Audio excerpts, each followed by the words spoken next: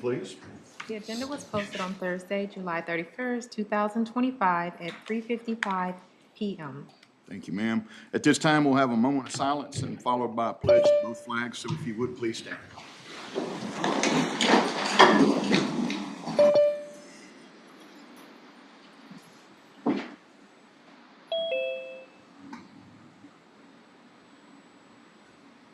From the pledge, allegiance to the flag of the United States of America and to the republic for which it stands, one nation, under God, indivisible, with liberty and justice for all. Texas pledge. Honor the flag. I pledge allegiance to the Texas, one state, under God, one indivisible. Thank you. We are going to rearrange the agenda just a little bit this morning, and I think the first thing we want to do today is turn it over to Commissioner Wilson and recognize the Riesel High School softball team. And why don't you share with us about what they've done and why they're here? Wow, it's been 5 years of my life. I've been involved with these young ladies here and the coaches and the school at Riesel, and it's meant a whole lot to me, and it's deep in my heart. And there's not a whole lot that we can do as a court, of course, but we have a proclamation today that we're going to read, and I'm so excited about it. We have a nice plaque, and it's going to explain some things for us. But this team has a heart, and I'm going to speak a little bit more when we're getting through reading the proclamation. So.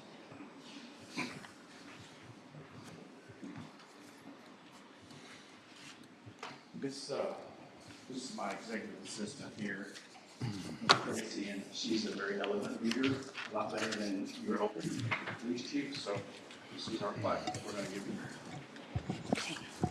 Good morning, Commissioners, Judge Pro Tem.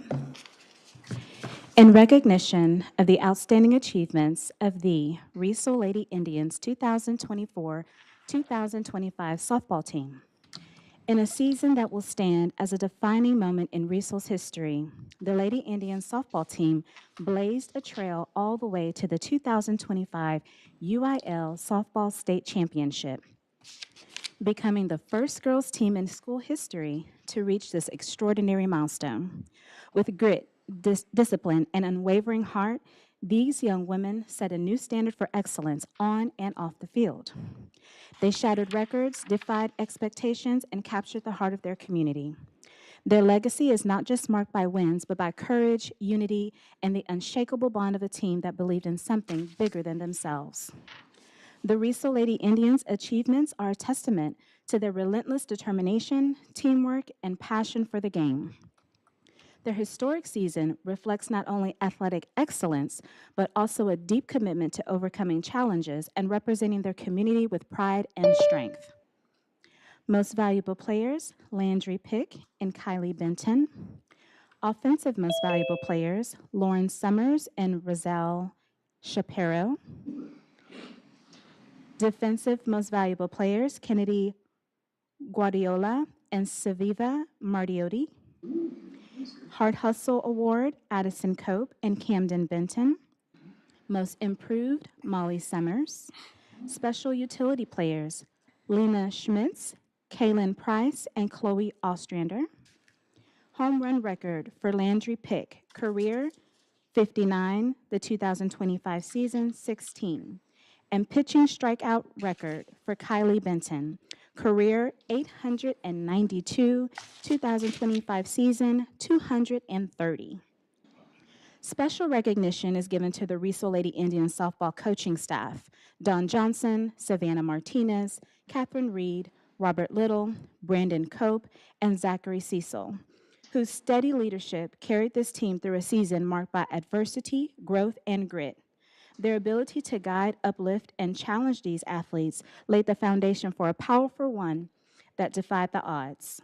To the entire Riesel Lady Indian softball team, your strength, heart, and bond as a team turned obstacles into opportunities and wrote a new chapter in school history. Presented by McLennan County Commissioners Jim Smith, D.L. Wilson, Will Jones, Ben Perry, and Judge Scott Felton. Congratulations to the entire Riesel Lady Indian softball team, for your remarkable accomplishments. Your resilience and determination exemplify the spirit of true competition and the unwavering pride of your school and community. Again, congratulations.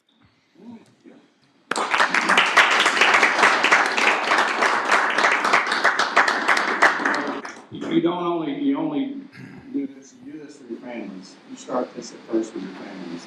You're there for your families, and then you're there for the school, then you're there for the community, and then you're there for the whole county, McLean County, and that's what I represent now as McLean County. So I'm so proud of you all. You had adversity, you know, with Coach going down, and I pray to God he's here with y'all every day.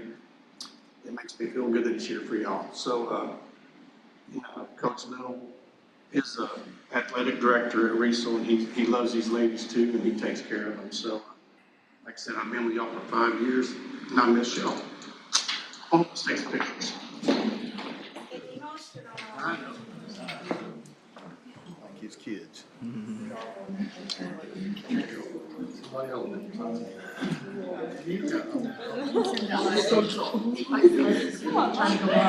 Coach Savannah's not here right now today. What's she having to learn today? Probably.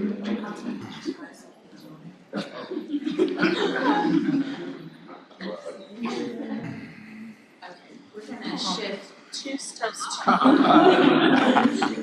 your right. To the right, let's move to the right, to the right. That's like 6 steps. That's my place. I can't see your butter. I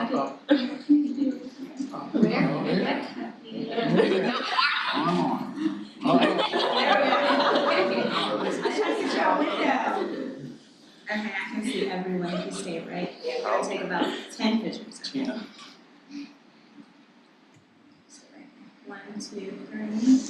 Mercedes, I'm sorry, can you just do that just a tad bit? Oh, she's got maroon on. Thank you. 1, 2, 3, stay with me, don't move, don't breathe. Don't breathe. Okay, stay with that. She usually has to stand on a chair, but she's good today. What? No, no. You gotta work with me after the other day, you gotta work. Stay right there. Awesome, okay. Can I get the other commissioners, please? Sick today, so he's on the video, but he's not here today.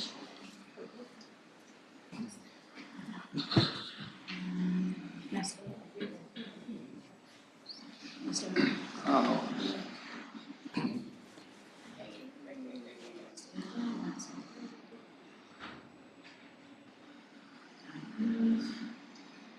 That's awesome. Smile, Commissioner. Stay right there, last one. Perfect.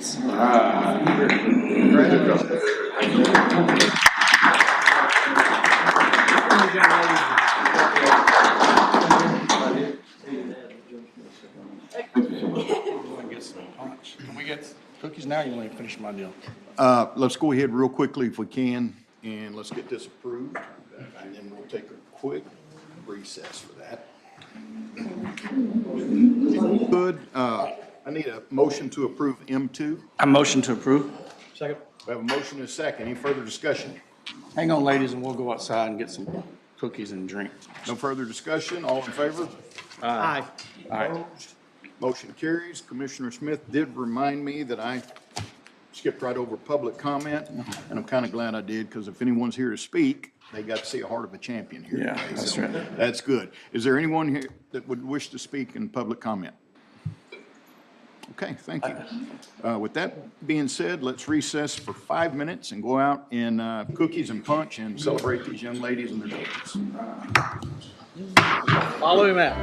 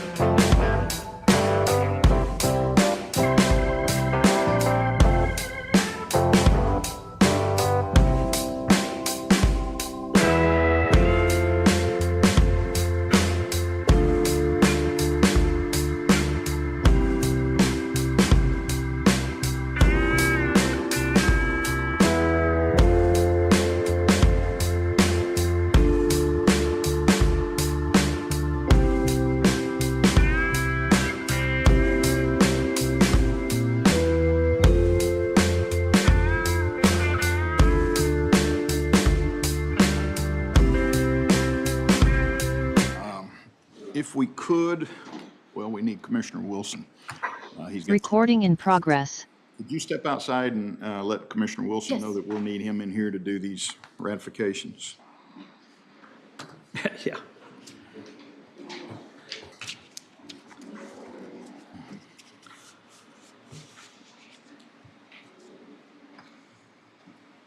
And just so everyone knows, after this is complete, we'll start with Tom Ray, then we'll have Mr. Mundo on, and then Kevin, you guys, John, y'all go after that. Do we want to do consent while we're waiting? You want to do the consent? Do you want to do the consent? There's a couple pulls. Yeah. Dang. Yeah, let's go ahead and do that since he likes to talk a little bit, I think, so. If we could, let's move down to E at this time, to the consent agenda. The recommended pulls are E3A and E3B, both HR matters. Does anyone have another item they'd like to pull for discussion? Hearing none, I'll need a motion to accept the consent agenda. So move. Second. Have a motion and a second. Any further discussion? Hearing none, all those in favor? Aye. Opposed? Motion does carry. Let's see, trying to, See if there's anything else.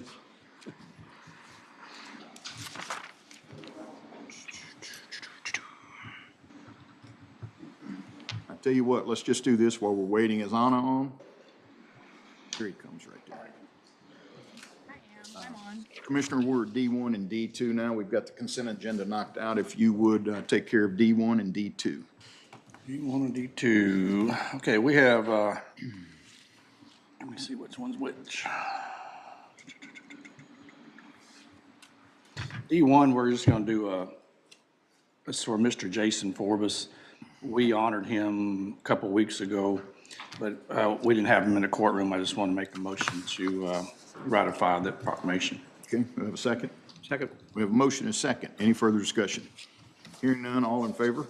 Aye. Aye. Opposed? Motion carries. D2. D2 is a proclamation recognizing and honoring Mrs. Flores Elizabeth Campbell, 102 years old, and she lives in Precinct 2 out there, and we love to have her, and I'm not going to read that to her, but I just want to put it in record. I make a motion for the proclamation. Second. Have a motion and a second. Any further discussion? Other than the water must be good out there. Yeah. 102. That's great. All right, all in favor? Aye. Opposed? Motion carries. At this time, if we could, let's go to G3. Tom, you ready, sir? Commissioner, if it's okay, I'll give just a little bit of background, then I'll turn it over to Tom. So back in June, we had approved the master engineering and consulting agreement with LAN, and with the intent of bringing these work orders forward. So this is the first work order under that system. So Tom, do you want to kind of step through this work order? Sure, Justin, thank you, and I appreciate all your help, by the way, in getting this in front of the commissioners. And let me start by saying LAN continues to appreciate working with the county. This master agreement will allow us some flexibility in how we do that. One of the first work order is focused on two water matters. One is the McLennan County Water Resources Group, which is actually unprecedented, I believe, in the state of Texas for a county to take this much leadership in looking at water issues within the county. We have some difficult issues, and McLennan County has stepped up and had a number of meetings with leaders throughout McLennan County. A couple of projects done through the Bureau of Reclamation and Water Smart Planning to look at arsenic, particularly in the eastern part of the county. So part of our work order is to continue that work, and I think it is a very beneficial thing to be going on with all the activity and growth, industrial development coming to McLennan County. The other item on the work order is regarding the Central Texas Water Alliance.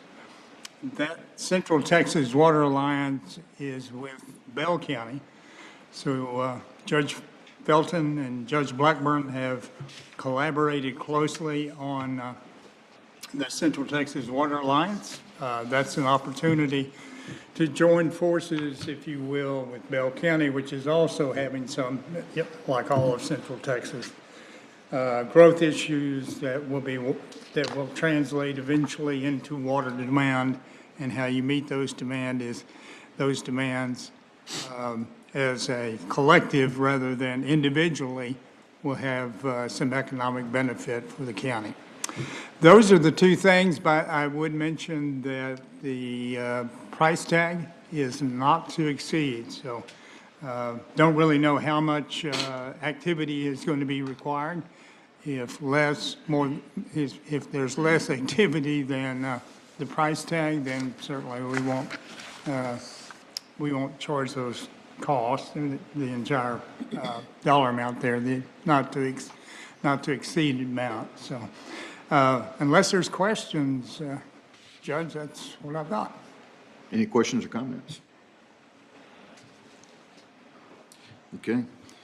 If not, we probably need to approve this work order, so I need a motion to approve it. So moved. We have a second? Second. Have a motion and a second. Any further discussion? Hearing none, all those in favor? Aye. Opposed? Motion carries. Thank you, sir. Thank you, Appreciate you coming in. Appreciate it. This time, let's go to K3, Jason Mundo. I think, he was on the, I thought I saw him. There he is. All right, Jason, how are you this morning? I'm doing great, thank you. How about you all this morning? Glad to be here. We're doing wonderful, sir. This is regarding the Texas Parks and Wildlife Local Park Grant Program, grant application and project update. Sir, we'll turn it over to you. Okay. Let's see if I can share a screen here.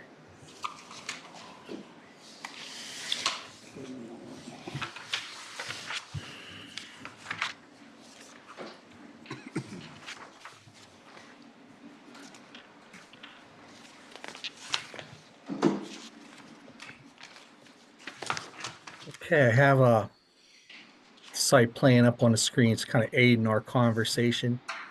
The county asked Mundo and Associates to prepare a Parks Grant application again for Trading House Lake Park through the Texas Parks and Wildlife Program.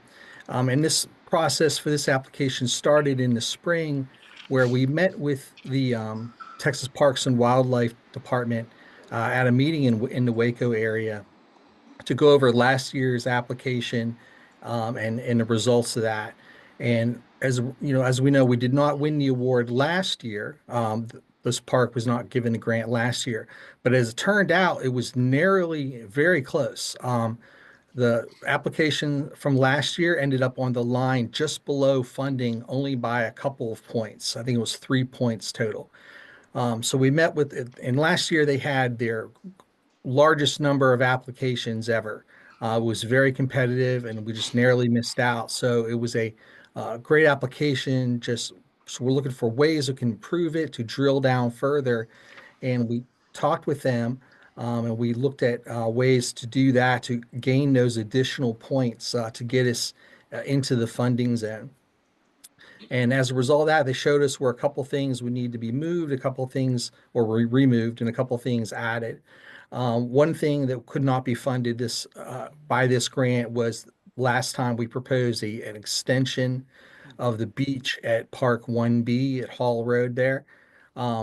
Beach funding is not allowed in the federal funding because it's not a permanent item. It needs something that needs constant renewal, or they call it nourishment. So that's not fundable. So that was removed from this application. Similarly, there was proposed dredging at the boat docks at 1A and 1B, and a proposed jetty between them.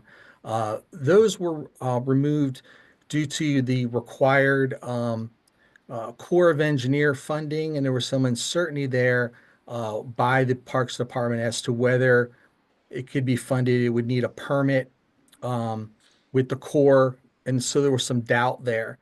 They asked that I coordinate with the Corps, and I did. And the Corps is very nice, very helpful, but they did feel that the lake was likely a waters of the U.S. and likely would require permitting for that dredging and jetty improvement. This particular grant, the non-urban outdoor grant, is more designed for shore-based recreation improvements on land. And so it looked like it would, to eliminate any uncertainty, it'd be best to remove those two items from the grant application and just focus on things that would not have doubt in them in the scoring process. And those things are shown here on your site plan, shown on the screen. In the orange, we have an ADA accessible playground, 2 sand volleyball courts, also shown in orange.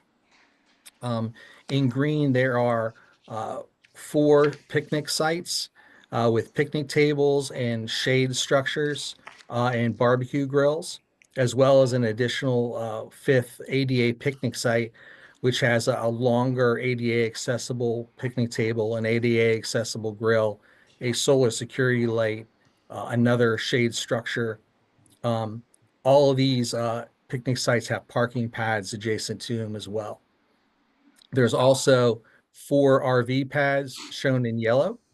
Those have water and electrical hookups, as well as the pad itself. You will see 2 very long walking trails. The longest is a loop of 3,300 feet, which is almost like 2/3 of a mile. And it includes 3 trail rest areas that have a solar security light, a bench, and the bench has an integrated shade canopy. Um, the shade structures were seem to be a much desired item in the park scoring and park design due to the extreme Texas heat that we all experience every year. Let me see here. What update? Some of the here's a picture of the ADA inclusive playground. Uh, One of the scoring items that gets you a lot of points in this application is ADA accessibility. Um, Here we show the ADA accessible playground proposed. It has not only integrated shade turrets, but it has a long wheelchair-sized ramp to access the play structure. It also has what's called a transfer station where a person can be hoisted onto the structure. And there are also ground-based play activity areas that have physical activity as well as mental engagement opportunities and sensory opportunities as well. So it's a multifaceted playground, ADA accessible in many ways, and it helps you get those points. Other ADA accessible features include the ADA walking trail, which is decomposed granite, nice and firm, but also ADA accessible and wide. And then there are of course, the ADA accessible picnic site as well. Another category that gets you point is sustainability features. And sustainability, one of the things, your recycled impact materials. So the picnic tables and the park benches, those types of things will be of recycled and low impact design materials, which are available through the Texas Buy Board. And some of those can be that HDPE sort of plastic material that's recycled, and all those available through the Buy Board and have low impact on the environment. And also the solar lighting is sustainable in that it's, conserves electricity. Solar lighting at the trail rest areas, the solar gate will be motored, is powered by the solar panel as well. And an ADA picnic site has a solar light as well. And then a third category, which gets you extra points, where we considered and we provided items, was conservation. And that's like, how does it affect the environment? And the trail, the granite material is very porous, and because of that, it prevents stormwater runoff, so it's protecting the shoreline of the lake. In addition to that, it protects water quality um, because it's acting as a filter draining down into the ground and not bringing those particulates into the water directly. And here we show the estimate of probable cost. As a civil engineer, I'm a licensed civil engineer. I prepared this cost estimate. And our goal was to make it as very similar to last year and as possible. And it was around 500,000 last year, the county's match. So the total construction cost for this project is $984,000. Total construction means not only the materials, but the installation. Total professional services is fixed at 12% by the grant, and that comes out to $118,186. And professional services is not only just engineering and design, but it's also things like any archaeological survey that has to be done, historical survey, if there's any land surveying that has to be done, and the TDLR accessibility reviews. That all falls under that professional services category, which comes out to a total project cost of $1,103,000. And of course, this is a grant, so it's split 50-50. The state would be providing the grant match or the grant requested funds of $551,000, $535, and the county's match is the same amount, the $551,535. So it's within 10% of what was requested last year. Obviously, there's been a lot of increases in cost in the economy in the last 12 months due to things we're seeing, in the United States. That being said, it's also within 10%. If it happens to match the required contingency that the state requires in the cost estimate. So we feel that it's right where, it's a good number. It's an accurate number, made up with data that using the Texas Buy Board and my engineering construction experience.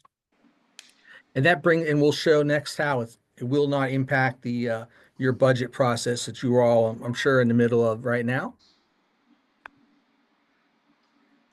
Here we show the grant calendar, and this is very interesting. The application was, of course, due October 1st or August 1st. We just completed. The grant award, due to the large number of applications they get, the actual grant award is not till April or May of next year. So it's April, May 2026. If we are awarded a grant, we feel like we have a great opportunity here. We think we've picked up all the points we need, and we think we have a very competitive application.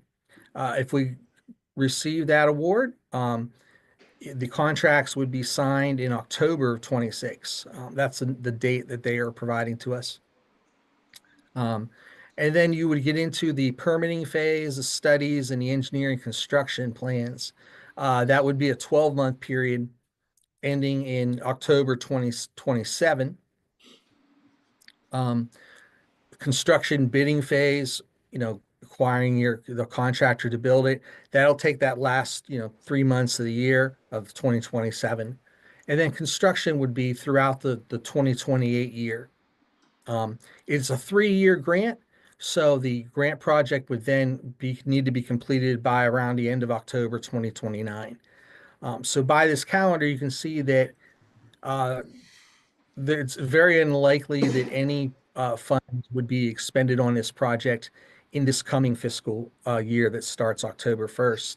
And then only in that next year, that next fiscal year, the 2026, 2027 year, looks like it would only be professional services that would not exceed 118,000. And then you get into you don't even get into the construction phase until 2028. So that shows you how the grant calendar is spread out to meet the needs of the processing and the federal and state requirements. And so if you have any additional questions, love to answer them. And it's been great working with you all. And I want to appreciate and thanks your staff, Dustin, TJ, Reagan, Ken, um, your whole staff, Cody, your whole staff's been very helpful, particularly in those last days when we're answering those new questions that the state will pop up at you. And thank you all, and thank you to the commissioners. And if you have any questions, I'd be happy to answer them. Okay, does anyone have questions for Jason? Jason, speak to in-kind contributions by the county. This, we don't have them listed explicitly, but the way, there's a lot of easy ways that it could be done within the construction documents. The way I see it, we could specify that they use county materials where possible, particularly like with the crushed aggregate stone in the paving for the RV pads, the picnic sites, the parking pads at the picnic sites, and the park, the 3,300-foot trail. All of that has, it's like 6 inches each of depth of crushed aggregate stone, and that'll be a way that we can work in that in-kind services. Thank you. You're welcome, sir. Any other questions or comments? And I appreciate your kind words about staff. That certainly is no surprise to us, but I'm certainly glad when someone else gets a chance to work with them and find them to be as easy and professional as we do. So thank you on that. With that being said, if there's no other questions or comments, we do need to accept this for reporting purposes. So moved. Second. I have a motion and a second. Any further discussion? Hearing none, all in favor? Aye. Opposed? Motion carries. Jason, have a great day. Thank you. Thank you. You all too. Yes, sir. All right, Dustin, are we ready to go ahead and get Irwin Construction up here? Yes, sir. So we can start. We've got a few items here under O1. This McLennan County Downtown Jail Remodel Project. O1A is regarding the construction manager at risk agreement with John W. Irwin. O1A will be a construction progress update. Then O1B will be discussion and action on approval of an interim guaranteed maximum price proposal package number 3. And that includes an addendum. And then finally, on that portion, we'll have O1C as authorization of order approving guaranteed maximum price, guaranteed time of completion, and other matters. So Kevin and John, if y'all want to start with the update, and then I think Mike would like to kind of discuss the interim GMP process after that. Okay, sounds great. Good morning, gentlemen. How are y'all today? Good morning. Give me just a second. And One second, we can get the visual up. Let me know if you need help. Y'all Fine. know To be very determined. well, normally people laugh. To be determined. Yeah, but I know a guy in the back corner that can help, so.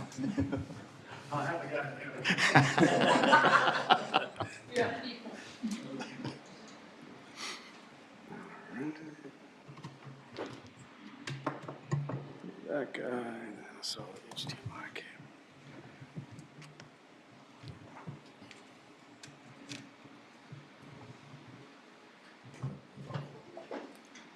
See if that connects. All right. Did it without assistance.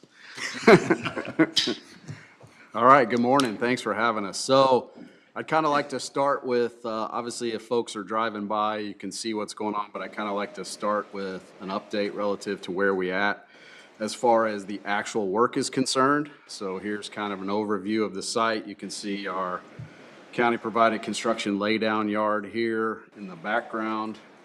And then you can see the project site in the foreground. So as of recently, some of the progress photos were taken over a week ago or so, but so we now finally have all the brick veneer off the building that's scheduled to be removed. They're in the process. If you walk out behind the historic courthouse today, there's a pile of brick and materials that they're in the process of, was scheduled for yesterday until we got the significant rains, get that hauled off, get that cleaned up. So that was kind of a big milestone relative to the work, as far as the work is concerned, to get that behind us. So let me kind of go down through the pages. So few other items of note. So there are 3 areas, if everybody kind of remembers, where we're expanding the footprint of the Judicial Center to enlarge it. There's the new kind of public lobby space on the Columbus Avenue side that creates a big L-shaped addition to the building. There's also this secure rear entry elevator area here between the old jail and the existing county facilities and purchasing building. Kind of what you see in the picture there is the over excavation and new select fill that we had to bring in. They started last Friday. We're actually drilled concrete foundation piers back in that. We hope to complete that work within the next week. Kind of the same thing over at, you can kind of see some of the progress relative to the brick removals. Another item of note we've had for weeks now, we have our masonry subcontractor is on site. So they're in the process. You'll notice the exterior window openings are starting to get cleaned up. So we're basically reconstructing the exterior block walls of the old jail to the new configuration for the new window configurations. So that's going well. They're also inside the building. A couple of the new elevators, we've got new masonry shaft wall construction going on in addition to the redo of the exterior windows. So that's kind of a big milestone to get that work going. Here is what I call the public lobby expansion. This is on the Columbus Avenue side. There's a big L-shaped piece of the building that gets expanded onto and come out. So all the drill pier foundations were completed several weeks ago. They're actually excavating and have rebar installation going in.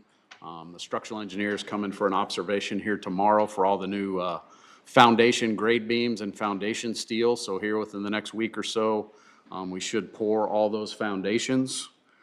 All the new structural steel that will be erected here following the completion of the interior structural steel erection is already in fabrication. So I think we're thinking right now that we'll start this structural erection work on this part of the building. I think Cameron, our superintendent's targeting September, October-ish. So you'll start to see the new structure actually be erected there on the Columbus Avenue side. You can also see the steel guys are inside the building.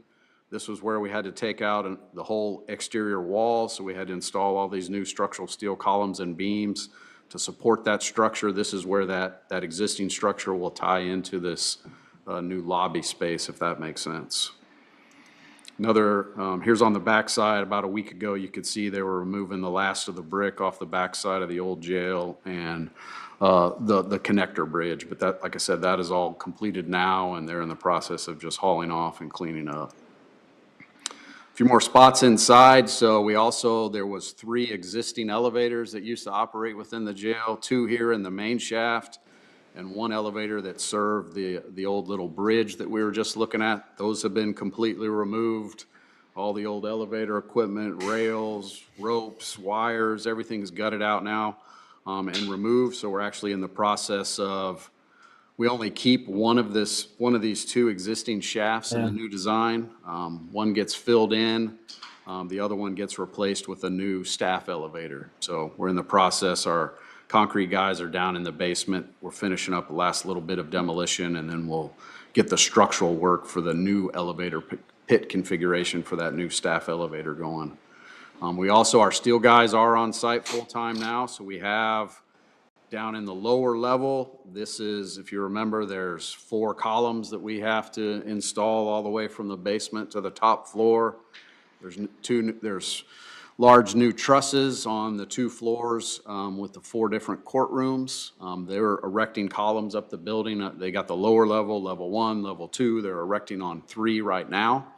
Later this week, we should have some of the initial big truss material for level 3 show up on site, and they'll begin the erection of those large trusses. So that's all happening like we had talked about. That's needed so that we can then finish the last of some interior concrete demolition to create the open floor space for the 4 new courtrooms. So that's all going well. And we have a whole complement of iron workers. Here is, when you're looking at, this is one of the courtroom spaces that you're looking at. So where you can kind of see on the far side of the room where I'm hovering on the picture, if you can see my little mouse, that's where those new steel columns will go. The trusses will launch across the opening. That will then allow us to demolish this kind of large concrete, these concrete beams and concrete columns, and that will then create the full open floor space for one of the 4 new courtrooms. So that's all going well. So as soon as those trusses get erected, then we'll have the last of the demolition work on the project will be to remove these 2 columns and then these 3 beams that you're looking at that will then, like I said, create the open space for the courtrooms. Same thing, you can see kind of interior work going on, kind of in the background of each of these pictures. You can see our masonry operation is set up with our masonry subcontractor, rebuilding window openings. They're also in the background of this lower right picture. That's one of the new elevator shaft constructions for one of the new elevators that's being installed. You can also see in the upper right picture, there's some locations where we're not just recreating window openings, but we're closing in the old exterior wall from some of the old openings from some of the old jails. So all that is kind of happening simultaneously along with our interior steel erection work. Just a few more shots in the base. I think the one shot on the bottom left is kind of level 1. It's kind of hard to see, but on the ground and there's spots. All of the, and you can kind of see it in the picture on the right, you'll see those kind of strips on the floor. Basically what those strips are, as we talked about before, structurally strengthening the existing structure itself.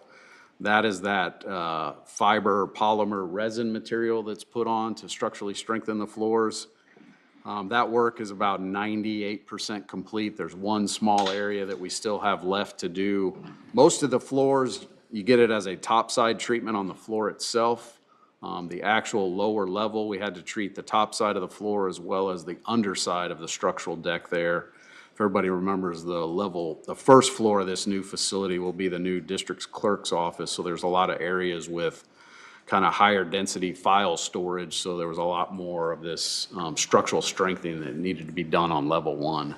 But the only thing they've got left to do is just a little bit of that work in the lower level on the underside of the existing structure, and they should be back either this week or next week to complete the last couple percentage of that little bit of work. Last picture this was from several weeks ago. This was when we were set up with our concrete drilled foundation pier operation there on the new lobby expansion. Again, they're in the alley right now between the courthouse and the facilities and purchasing building with a lot smaller rig, but we're getting those piers installed as we speak. So that's kind of the project update. A few other items of note really from the project side, just some of the major project challenges to be aware of that we're working through right now.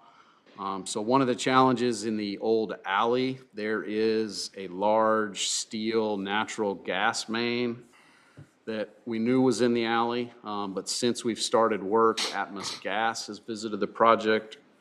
They had a major concern with the work that's being performed, and so they are in the process. They've got a redesign effort. They want to remove their old main, which not only feeds the county facilities on this block, but it also feeds your county records building across the way. It also feeds other properties continuing on the other side of 6th Street. So they're redesigning a main gas reroute that I think they'll tie in at 4th Street. I think they're looking at, we think, come up like Columbus Avenue. Then they'll tie back in 6th Street, and we've already got a plan in place for how the county's complex here on the historic courthouse grounds, and I'm talking the historic courthouse, the annex building, the new judicial center, as well as the facilities and purchasing building will be re-fed by Atmos Gas as part of the project. So it's a process that's going on. We're working through that. We're kind of, I think Atmos, we think, based on their last update, is in the final stages of having this reroute design complete. So hopefully we'll be able to see it in the next couple weeks. Basically, they just have a huge safety concern with, they as a company want to get their main out of that alleyway. Just because we're also, if you remember in the final design of this, that whole area becomes a brand new pedestrian plaza with brick pavers and all this. They just want to, from a liability standpoint, so if there are future issues with that main, which feeds more than just the county's properties, they're not having to get back in the alley, tear up pavers, dig through concrete. So it makes sense. It's just from a timing perspective, obviously we're working with Atmos and need to get that done. Who's gonna pay for that? Atmos gas. It's not a project cost. Okay, good.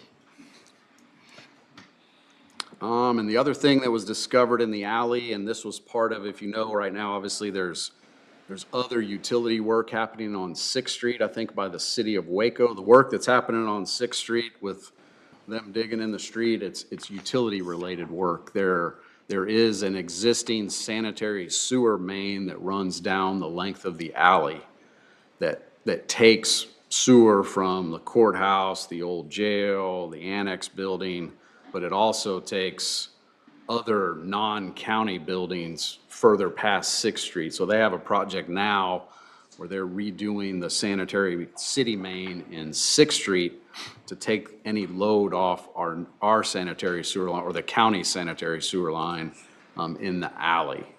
But in the process of them doing the work, it was discovered by our design team that along the length of the alley, there's like 19 other services, potential services that tie into that old existing sewer main in the alley. Part of our project is for about, just say, half the length of the alley, from the middle of the alley to Fifth Street, we were installing a brand-new sanitary sewer line that will take care of all the sanitary needs for the new judicial center. And then we were also picking up some of the old feeds to take care of the historic courthouse.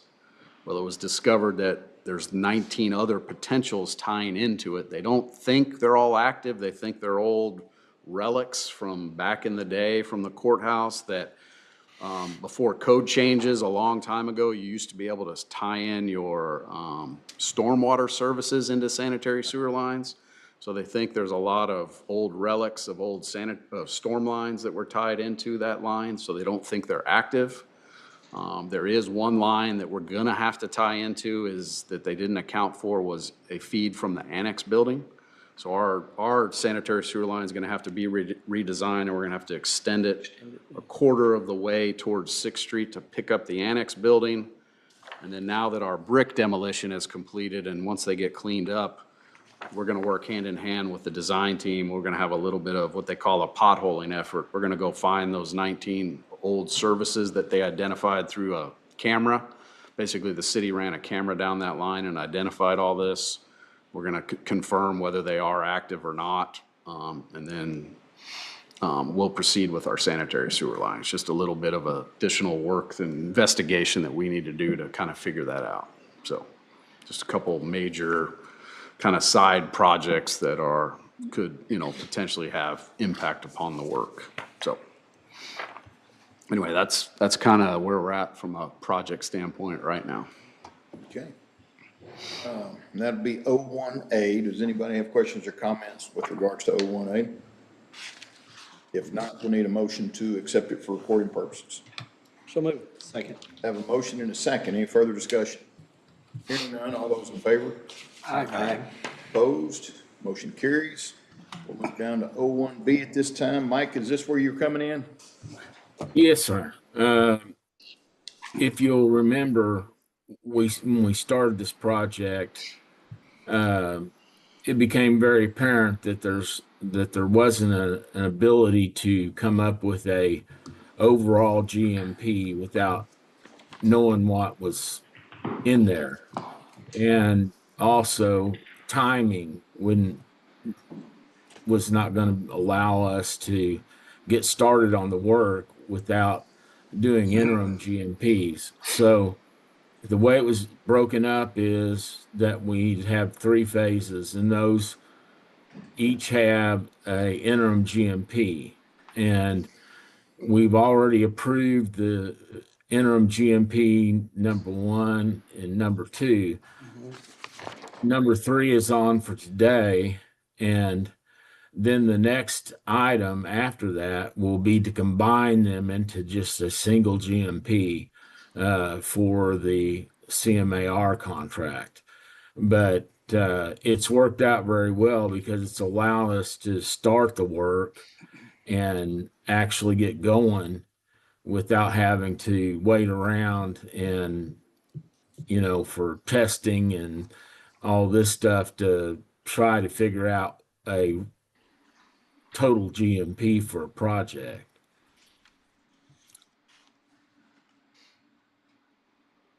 Okay. Does anyone have a question for Mike? No. I mean, we're just proceeding like we've been in the past, aren't we, Mike? So moving forward with our. That's right. Okay. That's right. Okay. With that being said, anyone have any questions or comments about 01B? If not, I need a motion. Do they to- have any? Go ahead. Yeah, so just big picture, so this is our, what we call IGMP number 3. So if everybody remembers, the design team kind of issued their documents in 2 packages. The first package was allow us to get going with the physical work on the project, the demolition of the existing, our structural work, our structural concrete work, hiring, getting all the initial work done while the design team completed their documents. Well, they did complete their documents and they issued their package number 2. We came to the court several months ago with our IGMP number 2, which was some critical subcontractors that, to keep the schedule moving consistently, we needed to bring on board. This IGMP 3 is basically the balance of the work. So we've bid out all the work to the subcontracting community. We've done what we call internal buyout, which makes our selections and recommendations for all the different pieces and parts that we're going to hire. This IGMP is just the culmination of the balance of the work. So this basically is the entire project now accounted for from a budget and bidding and construction perspective. So our current IGMP number 3 is the $13,496,461, and really what that is, the big picture, the additional subcontractors that we've got finalized values for and finalized proposed subcontracts with, is really it's all the interior architectural woodwork, it's all the cabinetry, it's the engineered stone and granite countertops. I'm just kind of reading off the list of work that's in this. It's our sprayed fireproofing, it's all your doors, frames, and hardware. There is one overhead coiling door, it's all the flooring materials, it's all the wall tiling materials, it's all the room signs, interior lettering. There's some plaques and county seals associated with the work. It's all your toilet compartments, accessories, fire protection accessories. There's some metal gear lockers in several of the spaces. There's a wheelchair lift down in the lower level that facilitates, if there's an inmate being brought over to court, that they can basically make that transition from the dock level to the lower level. There's some fire pump revisions that had to be accommodated for as part of the design comments from the city. This is all your audio-visual systems, data systems, access control, video surveillance, fire detection, fire alarm systems. There's an emergency responder radio system that's included as part of the work to make sure emergency responders have consistent signal throughout the entire facilities if they ever respond to an emergency. It's all your landscaping, irrigation, pavers work, and some of the miscellaneous site elements. There's a handful of flagpoles, some site benches, site trash cans. So it's really just completing the balance of the work on the entire project is what this is. And so that final piece of it is that $13,496,461. And what, like Mr. Dixon was explaining, when that value is added to the prior 2 GMPs, it actually forms the basis for the entire guaranteed maximum price for the Judicial Center project. So, okay. Any other questions, comments? We're just accepting addendum number 3 today, right, or the third phase of this? Interim. Yes, sir. So the motion needs to be to accept the IGMP number 3 and the addendum number 2 for the price stated. Is that correct? Today's just improved. What we'll do after this is we'll have a vote on combining all 3. We've got 2 in place. Today we're voting on the 3rd one. Yeah, there should be, if I'm correct, it's our IGMP, which I think in turn Mike Dixon produced a contract amendment number 3. So the 3's Mike, marry up. Mike, you want to join in here? Right. We go ahead, and the motion would be to approve the IGMP number 3 and the addendum to the CMA-R contract for number 3. Okay. Which is That's the, 01. that's the 13,496,461. Yeah. Right. This particular, we're just discussion and action approving the interim guaranteed maximum price proposal package number 3. And that's what we're 01B is. So do we, any questions on that? And then we can move to C, and actually that'll complete it once we get past that. So what I need is a motion to approve 01B, which is package number 3 of the approval addendum 3 to the construction manager at risk agreement. Motion to approve. We have a motion, we have a second? Second. We have a motion and a second. Any further discussion? Hearing none, all those in favor? Aye. Opposed?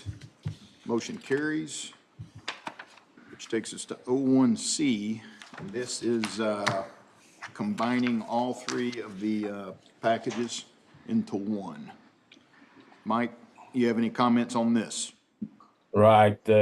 It just combines the packets to come up with a total guaranteed maximum price and also a total time for construction.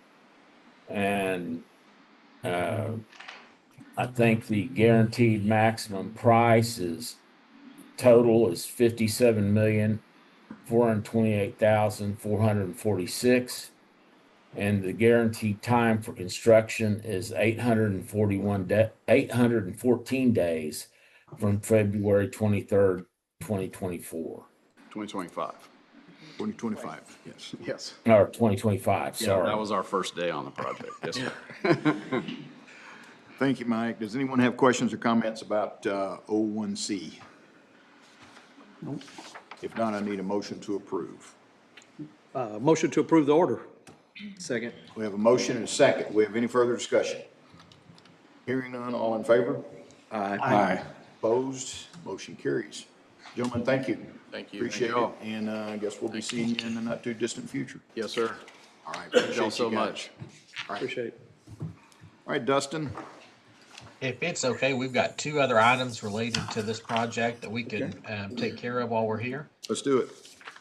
So 01D is authorization of application for partial payment number 8. This pay application totals $1,331,278. It's been reviewed by Ken, TJ, and myself, and also been signed off on by Brinkley Sargent, so it is recommended for approval. Questions or comments? If not, I need a motion to approve. So moved. Second. I have a motion and a second. Any further discussion? Hearing none, all those in favor? Aye. Opposed? Motion carries. 02 is required in McLennan County downtown jail remodel for courtrooms and office space. Agreement with Brinkley Sargent Wigington. Authorization of invoice number 30. This invoice totals $26,935. It has been reviewed by our team and is recommended for approval. Questions or comments? I need a motion to approve. Motion to approve. Second. I have a motion and a second. Any further discussion? Hearing none, all in favor? Aye. Opposed? Motion carries.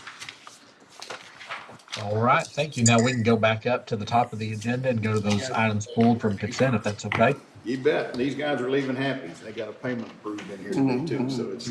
Yeah, our accounting office, thanks you. Yes, sir. Thank y'all. All right, Dustin, if you would go right ahead. All right, we'll move up to item E3A. It's an HR matter for juvenile detention. I'd like to call on Anna. Good morning, everyone. Morning. E3A is a request from the Bill Logue facility from juvenile detention. They're requesting a rehire retiree, Cynthia Beltran. They want to hire her into a part-time control room position. We bring this forward because whenever a retiree retires, we put this on the agenda for approval to ensure it complies with the TCDRS service requirements, break-in service requirements, and this one does. This person filled out the employment application, meets the minimum requirements as outlined in the job description, And this person retired on October 22nd of 2024, and so they meet the 90-day required break-in service. So we recommend this for approval. Okay. Motion to approve? Second. Have a motion and a second. Any further discussion? Hearing none, all in favor? Aye. Opposed? Motion carries. E3B is County Sheriff.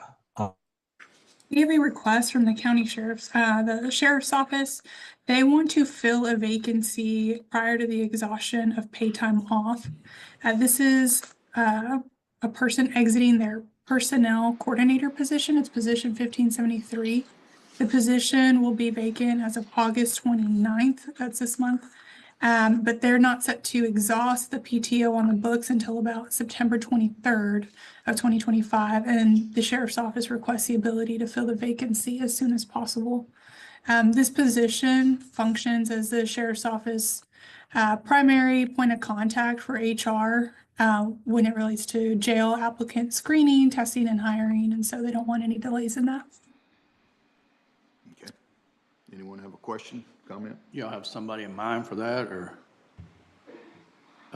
Not that I'm aware of, sir. No, I was asking, I'm sorry, Anna, the sheriff's department's here. Yeah, they got the selection made, it's just a matter of that they take that position. Moving over. Hit the ground running. Okay. Okay. Motion to approve. Second. Have a motion and a second. Any further discussion? All in favor? Aye. Opposed? Motion carries. Thank you, Anna. Thank you. We'll move down to item F, bids, RFPs, RFQs. F1 is authorization of bid/RFP renewals. F1A is regarding RFP 12-014, electronic monitoring services with recovery monitoring solutions. Ken? Yes, it's that time of year to consider the renewal of the electronic monitoring. We contacted the Recovery Monitoring Solutions. We checked with the judges. The judges are good with their services.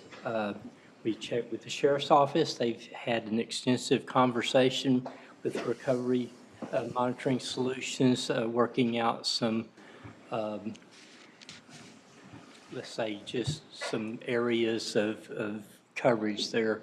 And I believe they've come to a resolution, so it's recommended that we extend this agreement for another year, and that would be from 10/1/2025 through 9/30/2026. Oh, and no additional cost for the services. Questions or comments for Ken? If not, I need a motion to approve. So moved. Second. I have a motion and a second. Any further discussion? Hearing none, all in favor? Aye. Opposed? Motion carries. F1B is regarding bid 21-019, inmate personal items with ICS jail supplies. And Ken, I believe this needs to be deferred. Is that correct? We're going to defer, but I just make a comment that many of the items that we supply under this contract are low-cost items that come from China. And so the tariff situation is starting to get them. We're going to have conversations with ICS, see if there might be other items that might not fall under that tariff situation, see if we can't work with the Sheriff's Office. If we need to make some changes in what we're being supplied, then we'll come back with a little bit better recommendation. I certainly hope we could find someone in the United States that could handle Well, that, so that, we're asking the question. absolutely. Okay. Need a motion to defer. So moved. Second. I have a motion and a second. Any further discussion? Hearing none, all in favor? Aye. Opposed? Motion carries. F1C is regarding RFP 24-016, McLennan County Pauper Burial Cremation Services with Lakeshore Funeral Home and Crematory. Ken? We've checked with Heather in Health Services. She basically kind of runs this contract. We did reach out to Lakeshore Funeral Home, and they would like to consider, they would like to continue services, requesting a 3% increase on their contract. I will say that we do have that built into our contract that they can request that. Their reasoning for the request isn't very clear or very good explanation, but looking at what's going on with the inflation rates and stuff, our inflation rate for 2025 is expected to be somewhere between 2.7, 3.2%. And some forecasters are expecting maybe a peak around 4%. So I don't think the request is totally unreasonable. And if approved by the court, this would extend the contract from October 1, 2025 through September 30th of 2026. Ken, you and Heather are happy with the performance?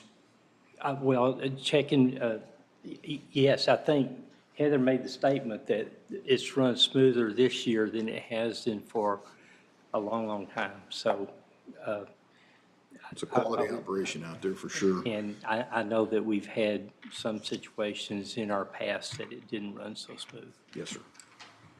Ken, was this a bid item, It was, seal bid? yes, Okay. How many bids did we get? one. One? Okay. And I guess my next question, are we up against a deadline to get this renewed today? No, it doesn't actually have to renew until October 1. Till October? We just start early in case there's, Are we at a price in what it cost us a year for pauper burials, cremations, that it has to be bid, or can it be quotes? well, we can't, it has been past that. Now, remembering that our bid limit is going to increase to $100,000 come September 1, which I'll be bringing a request to the court on September 2nd. I may be getting off in the weeds. No, that's okay. I appreciate the info. For a change in policy to reflect that $100,000 bid limit. It's one of those things that you can't tell, and so Right. it's been one of those that I've always been afraid it has exceeded in the past our bid limit, so that's the reason. And this year, we're on track to be under, aren't we, though? I believe, checking with Heather, that was correct. I think currently we're at about 32,000 I think that's this right. year. I think that's right. Yeah. We're projecting to spend about 45,000 for this current fiscal year. Okay. Which would put us well under that 100,000 the next time around. All right, okay. If y'all's recommendation is to go ahead and approve it, and it comes from both you and Heather, that's fine. Well, and Heather's here now, so I'd like, Yeah. Heather, would you like to comment? Nope, just wanted to be here in case there was any additional questions, but everything that's been said, I agree with, and the numbers are right. So historically, I mean, in FY '23, we finished out at 96,855. Last year, 55,500. We're down trending. So even with the increase, we're looking at like $1,000 added to the budget overall over the course of a year. Okay. But you see, like 3 years ago, we were bumping right up to that 100,000. Kudos to our health department for managing that and getting it where it needs to be. Yeah, it's been doing well. And it's interesting that no one else responded. That's kind of tells the story. I need to say this, it's not a lack of trying either. I mean, we've had personal conversations with different, it's not something some funeral home's going to get into. Right. Commissioner Jones? It's complicated, and it's, kind of a sensitive issue. And so I applaud them for taking it up, and they have seemed to, when we have a request, they've accommodated quite well. They seem to, and I agree. I have nothing but great things to say about them. So if there's any other questions or comments, if not, I need a motion to approve. Motion to approve the renewal of RFP 24-016. Second. I have a motion and a second. Any further discussion? Hearing none, all in favor? Aye. Opposed? Motion carries. F1D is regarding RFP 24-017, McLennan County Transportation of Deceased with Central Texas Mortuary. Ken? Again, this is a service that we bid out last year. We checked with the JPs. Everyone is happy with the service. We checked with Central Texas Mortuary. They're willing to renew this for another year at no additional fees. And so we recommend a renewal from October 1, 2025 through September 30th, 2026. Questions or comments? Need a motion to approve. Motion to approve renewal for RFP 24017. Second. Have a motion and a second. Any further discussion? Hearing none, all in favor? Aye. Opposed? Motion carries. F2 is authorization of recommendation for bid 25-013, McLennan County Justice of the Peace Precinct 5 Edition. Ken? Yes, sir. We opened this bid on August 5th and reviewing the numbers. We received bids from Majestic Services, Inc. And I'm going to tell you the bottom number. This is the base bid, including the ad alternates number 1 and ad alternates number 2. So the total amount that they bid was $472,693.50. CWA Federal Construction bid a total of $427,726. HCS Inc. bid a total of $401,614. Barsh Company bid a total of $440,289. It's recommended we grant the award for McLennan County JP 5 Edition HCS Inc. for the sum of $401,614.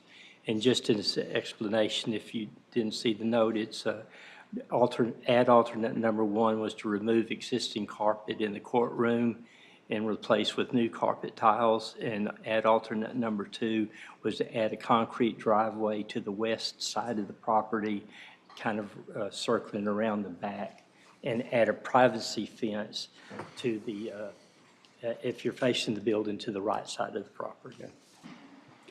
It's recommended we go with HCS as they submitted the low bid. And we had myself, TJ, and Daryl Vickers all reviewed the bids, and so we all in agreement. Anyone have a question or comment for Ken? It's kind of weird that Barsh, just on the driveway, was a crazy number because they were good on everything else. Yes. Because it's a bid, I don't really get into a whole lot of questions about what they were doing different. Right. I need a motion to approve. So moved. Second. Have a motion and second. Any further discussion? Hearing none, all in favor? Aye. Opposed? Motion carries. Under item G, contracts and local agreements, G1 is authorization of professional services agreement and related construction materials testing proposal with Langerman Engineering for Justice of the Peace Precinct 5 Office Edition. TJ? Good morning, TJ. Good morning. Hey, TJ. So we put this one on the back burner for a couple of sessions now. Now that the contract is approved with HCS, we'd like to go ahead and move forward with it. Is that all you got? That's it. That's all I got. It's all broken out. Motion to approve. Can't even ask a question on that. Have a motion and second. Any further discussion? All in favor? Aye. Opposed? Motion carries. Thank you for your efficiency in that. TJ. What took so long? G2 is authorization of support and maintenance agreement with Excella Technologies for records management. John? Let's see if John can beat that. No way. It's good. It's just one of our excuse me, our scanner for the records management department. It's gone up roughly $208 or so. That is recommended for approval. Okay. I need a motion to approve. So moved. Second. I have a motion and second. Any further discussion? Hearing none, all in favor? Aye. Opposed? Motion carries. Thank you. Thank you, sir. G4 is authorization of agreement proposal with CoFile Technologies for preserving, imaging, and indexing district clerk's civil case files. And this goes along with the budget amendment, and I don't believe John Gimbel is on. So essentially, it is what it said. It's for preserving, imaging, and indexing district clerk's civil case files. It totals $59,417.25. And do we know how big an increase this is, or if it's, I believe it's a new. It's a new contract? It's got a new project. Yes, It's a new sir. project. Yeah. It's a different, okay, 168 volumes, 168 volumes, total estimated quantities. That's a huge number that they're trying to get indexed. any questions or comments? If not, I need a motion to approve. So move. Second. I have a motion and a second. Any further discussion? Hearing none, all in favor? Aye. Opposed? Motion carries. Right, G5 is authorization of interlocal agreement with Office of Court Administration for internet services for the 10th Court of Appeals. John? Morning again. So this is, we had a contract for 5 years that expires on September 1st with the Office of Court Administration to provide internet service for the 10th Court of Appeals. Now, they want to renew for 2 years now, and they wanted to upgrade from 500 to 1 gigabit. That's a mistake in there. It says 50. It should be, sorry, that's 50. That's correct. Okay, anybody have a question or comment? If not, I need a motion to approve. So move. Second. I have a motion and a second. Any further discussion? Hearing none, all in favor? Aye. Opposed? Motion carries. G6 is regarding the software as a service agreement with Tyler Technologies, authorization of amendment for Tyler Justice Case Access. John?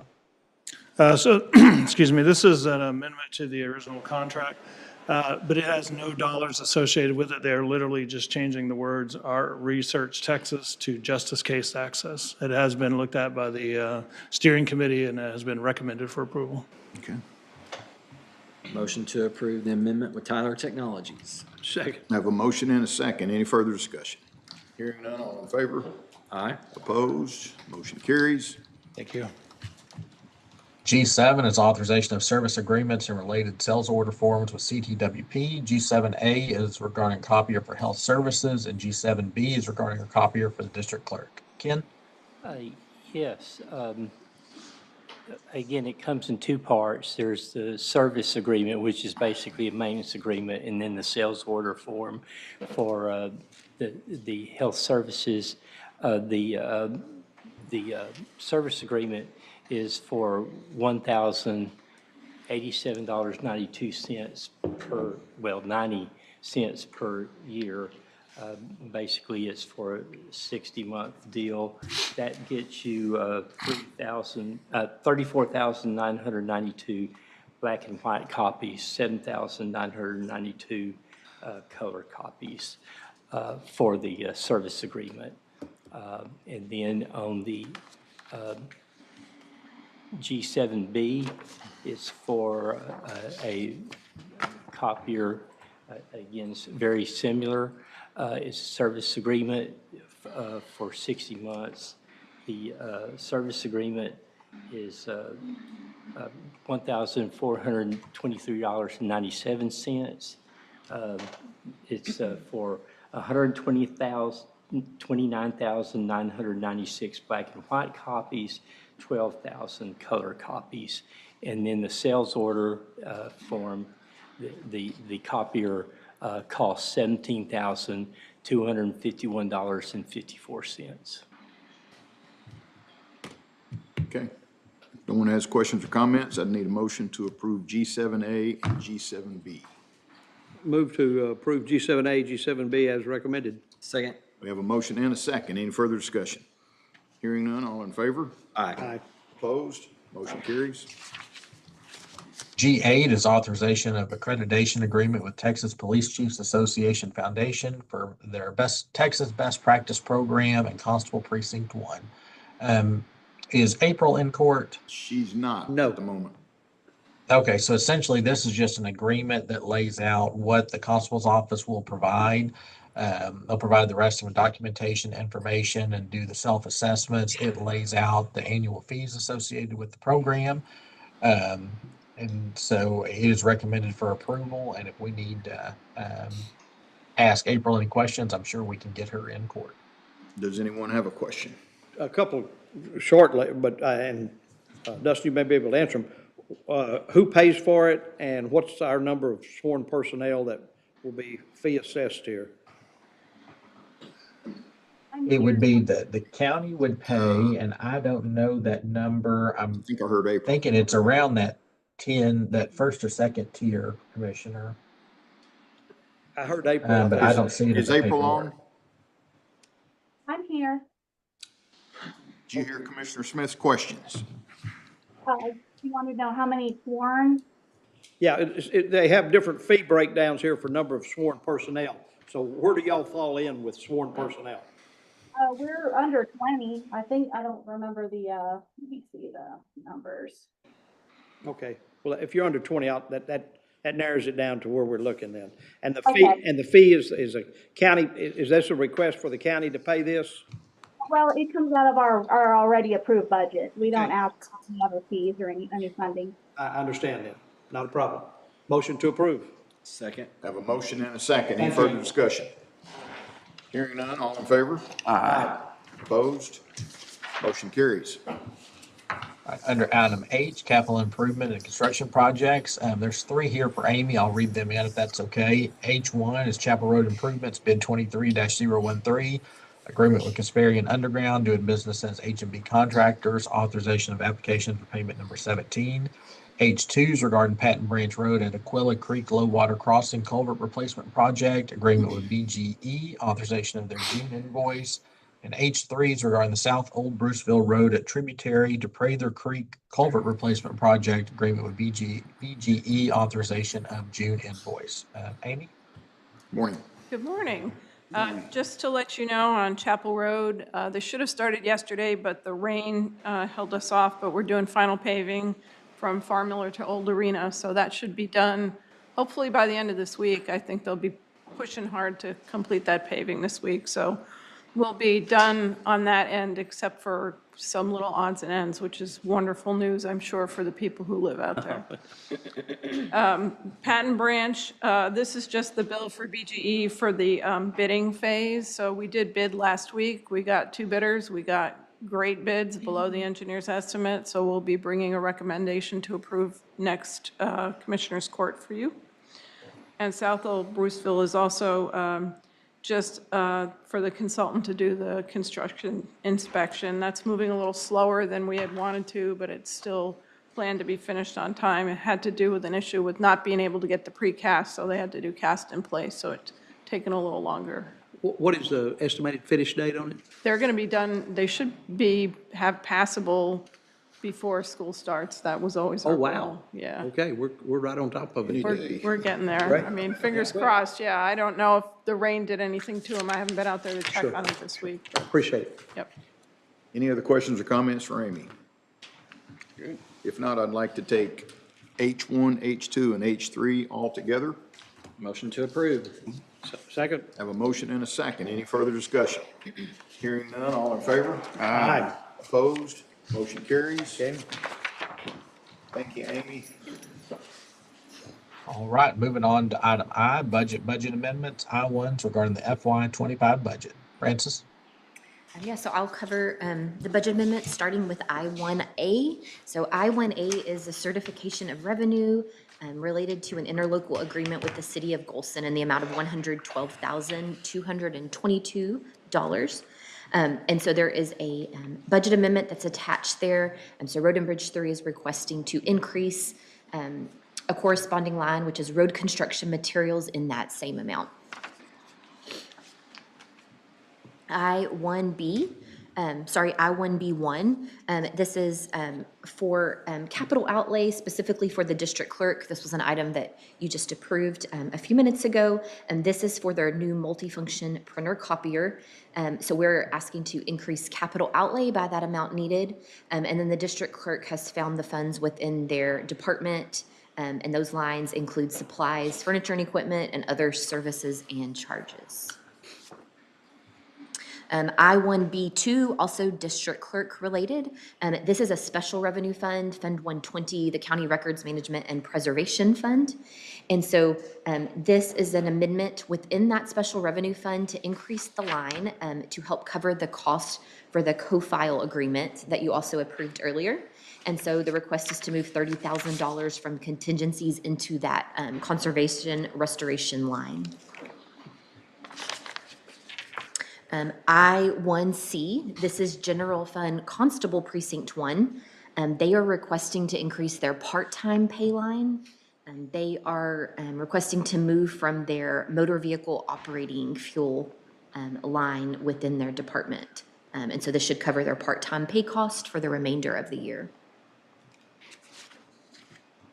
I-1D, this is General Fund Engineering. This is a request to move within the engineering department into repairs and maintenance for maintenance agreements on equipment as well as repairs to vehicles, an increase to software licensing and support for 2 CAD licenses, and then an increase to professional development for an additional training for the county engineer for this fiscal year. I-1E, this is Fund 130. This is a special revenue fund. It is the Justice Court Building Security Fund. And this is a request to move within that fund into the line item for furniture and equipment for JP2. And this will cover the purchase of a security monitor. I-1F, this is in Fund 418, which is our venue project construction fund. And so this is a request to move, of course, within those venue project funds into the line item for software licensing. This was related to an extra code technology quote that you approved on a previous agenda, as well as an increase to repair and maintenance for some Lockridge Priest and Brazos Media invoices that are needed for repairs at the base. I-1G, this is General Fund Health Services, as well as an increase to capital outlay. So you'll see there an increase to capital outlay for the purchase of that printer. Again, you approved that, that agreement earlier on. They are also requesting to increase repair and maintenance, furniture and equipment, and software licensing, all by moving from the pauper burials line within their department. I-1H, this is General Fund Countywide Department, and this is to spread the amount we budget for incentive pay to all of the departments. So now that incentive pay has been completed, we know those exact amounts. You'll just see that we're moving from the incentive pay line in the countywide department, and that total was $514,030, and then spreading it to each line in each department. I-1I, this is General Fund Information Technology. They are requesting to move within their department into furniture and equipment to purchase switches and access points in this fiscal year, and also just a slight increase to professional development to cover costs they have this fiscal year. I-1J, this is General Fund JP Precinct 4, requesting to move within their department to accommodate cost in postage and shipping and travel reimbursement for the current fiscal year. I-1K, this is General Fund Maintenance of Buildings. So this is a request to increase the repair and maintenance line. And so, of course, that line holds all of the costs for all of the repair and maintenance that occurs on all facilities and runs through the Maintenance of Buildings Department. And then also an increase to other services and charges for costs for the remainder of the year. And I just want to point out on this budget amendment, we are asking to move from contingencies for that increase to repair and maintenance. That's the only budget amendment today that is a part of a request. But as you'll see there, our contingencies balance, if approved, would be right at $773,000. So less than 2 months left of the fiscal year. It looks like we've spent about half of our contingencies that we budgeted. So I think that line is looking really good at this point in the year. I1L, this is general fund maintenance of equipment, requesting to move from a line item for stray expenditures in the sheriff's office into the professional development line. So you'll see they didn't have anything budgeted there, but they do have a need for training for their employees. And so accommodating those costs there by moving into professional development. I1M, this is Road and Bridge Precinct 1, requesting to move within their department into supplies, road construction materials, other services and charges, and repair and maintenance for cost, of course, for the next 2 months for the rest of the fiscal year. I1N, this is General Fund Road and Bridge 3, also requesting to move from other lines in their department to increase other services and charges and professional development.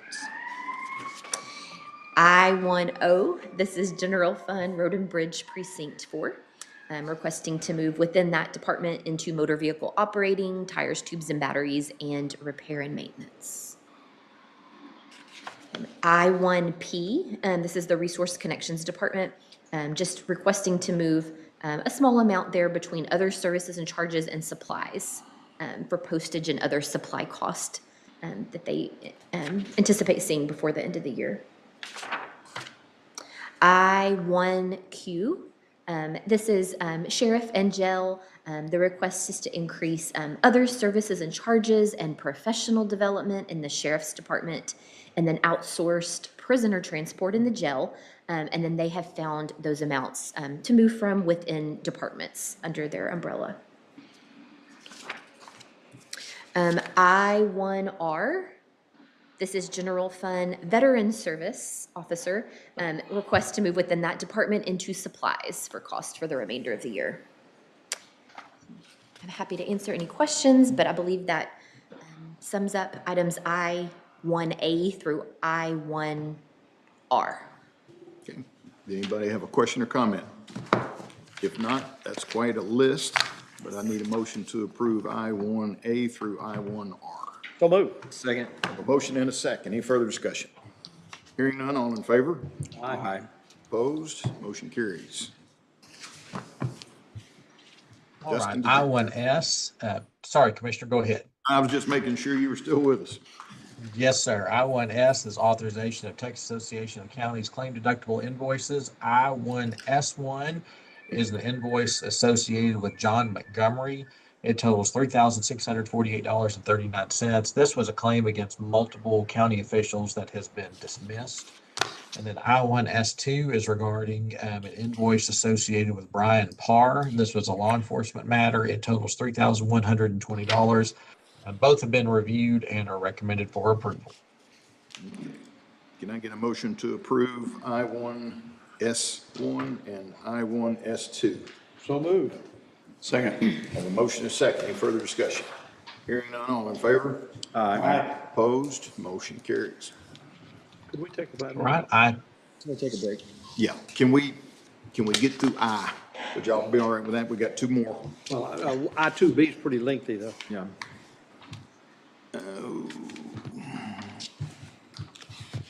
Okay, let's do that then. We'll take a recess, 5 minutes.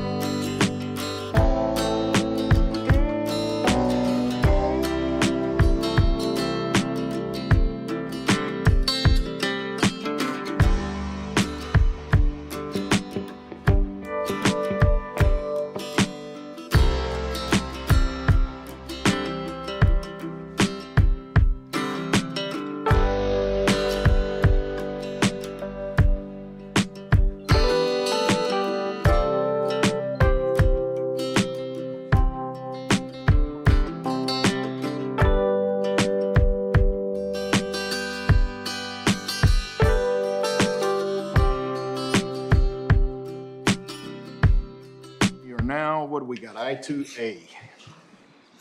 You're going to defer that? Yes, I believe so. Yes, yes, we're going to defer that to our next meeting. I2B, McLennan County 911 Emergency Assistant District discussion regarding the 2025-2026 budget. And I'm doing your job, Dustin, I'm sorry. You're good. You can keep going.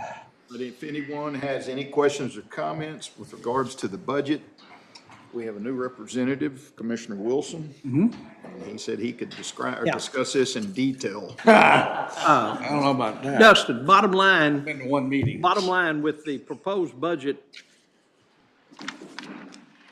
expenses doubling the proposed revenue, how does that work out? Am I reading, where am I reading? Explain that to me. Let's see. You know, I know I'm looking, Commissioner. While he's looking, what we may be seeing is the state funding is killing 911 right now. And so unless there's something done in this special session or in the next biennium, 911 is really struggling for revenue because that's where the majority of it comes from. But doubling in one year, doubling their expenses in 1 year. Their budget went up more from 2.1 to 4.7. In 1 year. Well, if you'll look at where it says 2.36 in operation expenses, last year was 1.9. The increase is due to recurring costs associated with scheduled replacement of the 911 workstations and software at all PSAPs. And I understand that, Commissioner, but I'm wondering, couldn't it have been split up maybe over 2 years? I mean, I guess bottom line is, what is it going to cost us? Where's the request for bottom line on our cost? This doesn't affect our budget. This is just something that has to This is occur something for that they work through. All they do is they send this to us to get approval, just so we know what's going on over there and that we do have representatives that are sitting on the board that represent us. Where are they gonna get the money? Commissioner, that's what I was just telling you. It's getting pretty serious. So they have there is a contingency there. It won't last long. No, it won't at that rate. But these are things that are going on and they keep kicking the can down the road as they do with so many other things with regards to 911. It truly is, and Deal. The legislation fee's been 50 cents since 1996 per phone line. Mm-hmm. That's crazy, that it stayed like that, so. So they have no discretion over, like wireline, revenue, wireline, No. wireless, voice over internet protocols? They can't. It's all state mandated. So they have no other source of revenue then, other than what the states, or what the state dictates? Well, it looks like to me the state's putting them in a pretty good hole. They are. That's why we have a new representative on the 911 board. He's gonna carry, okay, well, that'll take care of that problem then. Well, there's a $6.4 million fund balance. And That'll be gone in 2-3 years if they don't do something. Correct. Well, that's what the plan is. So things are gonna have to change drastically, especially in McLennan County in the next 2 or 3 years. But anyway, this is basically for information purposes. And your questions are very valid, Commissioner. We do have a concern going forward. No kidding. So. And I think we can submit written comments back and those would be presented to the board. But that's essentially, as Commissioner Perry said, that's essentially our role is just review and we can provide comments, but that's about it. So it says a decision of the Commissioners Court. Do we need to approve this or just Yes, sir, just for recording purposes. for recording purposes? Okay. So they're spending $1.3 million on new call handling equipment? Is that Yes. big? Yes, that's the biggest one, and then. One. And it has to be changed out every so many years. It's kind of weird how that. Well, and I think, correct me if I'm wrong, but the newer version that's coming on has the GPS in it. Yeah. So now if you call from a building, they can pinpoint where you call from the building. Same thing true with wireless, with GPSs, doesn't it? Yeah. So, any other questions, comments? That's tough. If not, I need a motion to approve for recording purposes. A motion to approve for recording purposes. Second. Have a motion and a second. Any further discussion? All in favor? Aye. Opposed? Motion carries. Great discussion, great questions, guys. We have nothing under item J, real estate this week. Under item K, grant proposals. K1 is our ARPA discussion. Under it, we have K1A regarding the subrecipient agreement with the City of West, authorization of draw request number 1. Francis? And we need to defer that again today. Motion to defer. Second. Got a motion and a second. Any further discussion? If not, all in favor? Aye. Opposed? Motion carries. K1B is regarding the professional services agreement with Orvis Mazars, authorization of grant management service invoice through June 2025. This invoice totals $7,431.84, and it's for those grant management services through May 31st. It is recommended for approval. Questions or comments? Motion to approve invoice for us. Second. Have a motion and a second. Any further discussion? Hearing none, all in favor? Aye. Opposed? Motion carries. K1C is regarding the McLennan County ARPA HVAC renovation project, agreement with Lockridge Priest, authorization and pay application number 7. Ken? Yes, this pay application is the amount of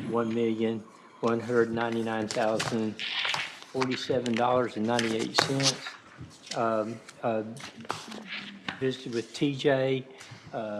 We're good with this payment request. We had a meeting with them the other day to check on status. Everything's moving well, so we recommend approval. Need a motion to approve. So moved. Second. Have a motion and a second. Any further discussion? Hearing none, all in favor? Aye. Opposed? Motion carries. K2 is regarding the rural law enforcement grant, Senate Bill 22, authorization of funding allocation for the sheriff's office. I'd like to call on Major Ives. In discussions with the auditor's office, we just needed to clean up the amounts for this request. It wasn't super specific, or it was, there was some gray area on how the money was going to be assigned to the personnel, and now we've gone through and cleaned that up with the auditor to make this the final numbers for the allocation of those funds. Okay, Francis?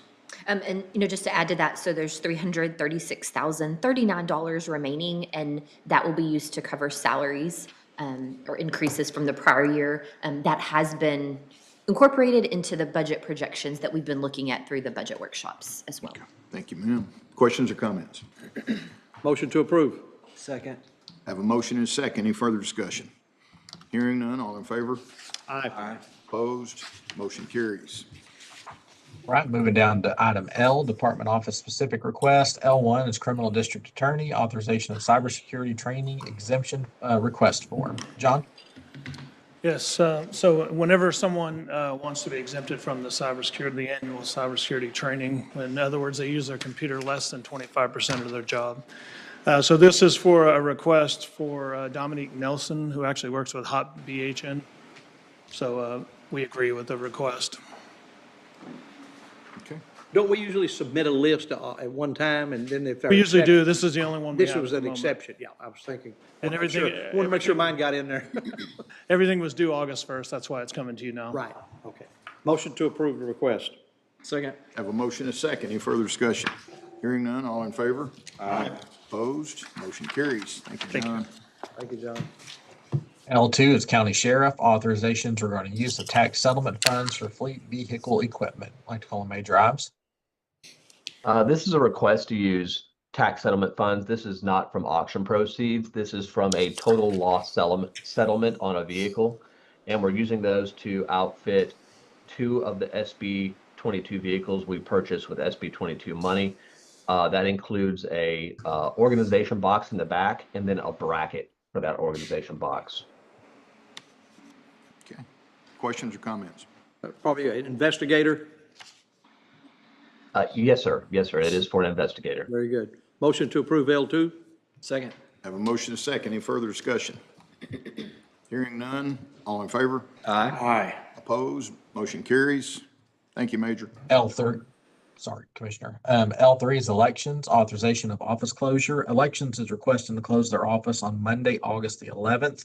There is a Texas Secretary of State's Election Division annual election law seminar that day. The entire staff will be attending this seminar. And our office and HR have both offered to cover the phones that day, so the phones will be forwarded and will be answered. So it's recommended to approve this. I need a motion to approve. So move. Second. Have a motion and a second. Any further discussion? Is this something we've done in the past, Dustin, and normally? We've done it for different offices from time to time, Commissioner, and we just kind of take them on a case-by-case basis and bring to y'all. Okay, all right, appreciate it. Yes, sir. All in favor? Aye. Opposed? Motion carries. L4 purchasing, authorization to use county credit card for new vehicle registrations. Ken? As the court may be aware, the state did away with paper tags on vehicles. So now when we buy a new one, we could run it with the paper plate until we got the regular plates in. Well, so that is not existent anymore, on a limited number anyway. So if we get a car in and we have to wait for a check to send in for a plate, it's just going to take that much more time if someone needs to use the vehicle. So we're requesting kind of a blanket approval to use purchasing cards to submit to pay for plates for new vehicles that we get. Okay, any questions or comments? Makes sense. Need a Motion to approve. Second. Have a motion and a second. Any further discussion? If not, all in favor? Aye. Opposed? Motion carries. Under item M, additional items for discussion and potential action. M1 is discussion regarding the 89th legislative session bill, special session items and related matters. This is on in case the court would like to discuss anything. One that we do want to highlight is the change in the posting requirements under the Open Meetings Act. That's now going to require them to be posted, notice to be posted for 3 full business days before the scheduled meeting. That starts September the 1st. So that's essentially going to do away with supplemental agendas for us. We will have to post by close of business on Wednesday for a Tuesday court session. So just kind of a heads up of that change that will be coming. Okay, is that something we need to vote on just for recording No, purposes? sir, it's just an FYI. So, Okay. I think, aren't they still waiting for some clarification regarding, like, if your business is closed for a holiday, does that count as a business day and so forth? that's right. Yes, sir.